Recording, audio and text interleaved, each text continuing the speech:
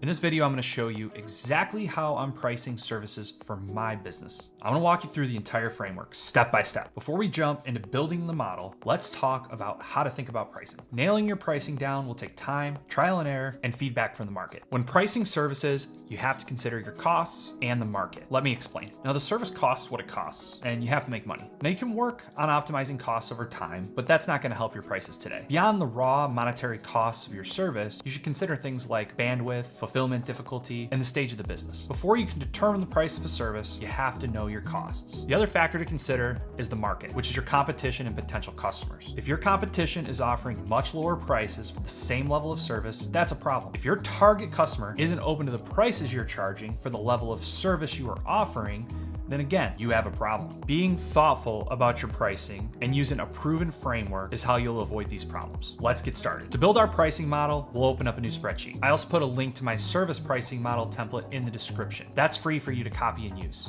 Start with a list of deliverables you can charge money for. This will become your list of individual services. Make the list as long as possible and spend some real time here. The more specific you can get, the better. This is the foundation for your pricing model. Here's an example of what your list might look like. Breaking it down in as much detail as possible is key, just like you see here. Calculating costs can be difficult in the early stages of a business. Do your best and be conservative. It's much better to have a bad estimate than to not have one at all. You'll make adjustments as you get more information to validate your assumptions. When determining your costs, be sure to consider all the labor and material costs. That includes your time if you are the one providing the service directly rather than a contractor or employee. Then figure out your ideal markup for each deliverable-based service. Start with 100% markup, double your costs. At this point, you pretty much have your ideal price list without considering market factors. If you're just getting started, you probably don't have much market-specific info. Whatever you do have should be incorporated into your margins. For example, if you have two primary competitors offering the same level of service as you are, that should be factored in. Now that you have a list of each individual service with cost estimates and margins, you have an itemized list with suggested prices. This list is the building block of creating a service package you can sell to your prospects. There's a variety of different pricing structures that you consider building out. Whenever possible, I prefer monthly recurring service packages. That's a repeating service that you provide each month. Now, sometimes that doesn't make sense and you have to charge a one-time fee. One example could be a start and stop project. Another example could be some sort of setup fee. In a lot of cases, I'm going to be combining the one-time fee services with a set of monthly recurring services to put together the right package. There could also be situations where you want to charge for work completed. To figure this out, just start building out your service packages. Consider all the desired results you're trying to sell to a prospect. Then consider what deliverable-based services from your list would be needed to reach the desired result. I created this simple package builder in the spreadsheet. Adding up all these services will calculate a total price of the package based on the work you already did when you originally built your list. You have to consider the final price of the package and ensure that it lines up with where the market's at, both in terms of the customer's point of view and the competition, which of course is going to influence the customer's point of view. Unfortunately, you won't really know how the market will react to your prices until you get in and start trying to sell the services. Over time, you can make adjustments to your model based on reality.